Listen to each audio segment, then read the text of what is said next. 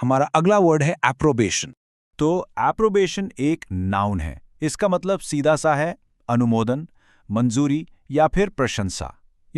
जब कोई आपके काम को पसंद करता है और उस पर अपनी सहमति यानी अप्रूवल देता है, बस उसी को कहते हैं एप्रोबेशन। चलिए अब इस वर्ड को और अच्छे से समझने के लिए कुछ एग्जाम्पल्स देखते हैं।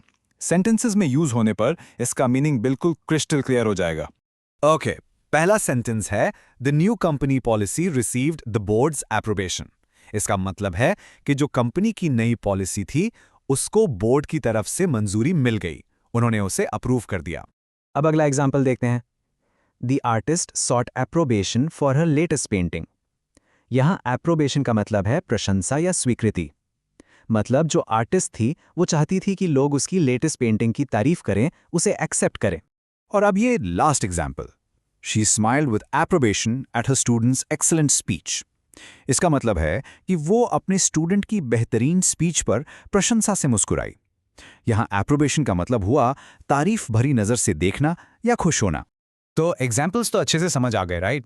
अब देखते हैं कि रियल वर्ड में ये वर्ड कैसा साउंड करता है। जैसे किसी कोट में मशहूर राइटर ऑलिवर गोल्डस्मिथ ने कहा था, he who seeks only for approbation from without has all his happiness in another's keeping.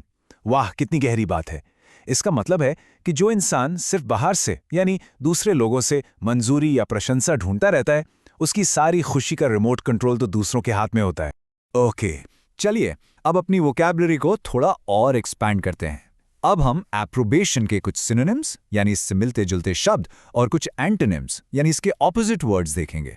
तो सिनोनिम्स हैं अप्रूवल, एक्सेप्टेंस, प्रेज, एंडोर्समेंट और सैंक्शन।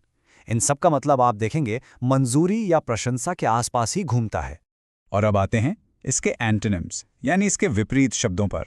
ये हैं डिसअप्रूवल, क्रिटिसिज्म, कंडेमनेशन, सेंशर और डिसअप्रोबेशन। इन सब का मतलब बिल्कुल उल्टा है, जैसे कि नामंजूरी, आलोचना या निंदा करना।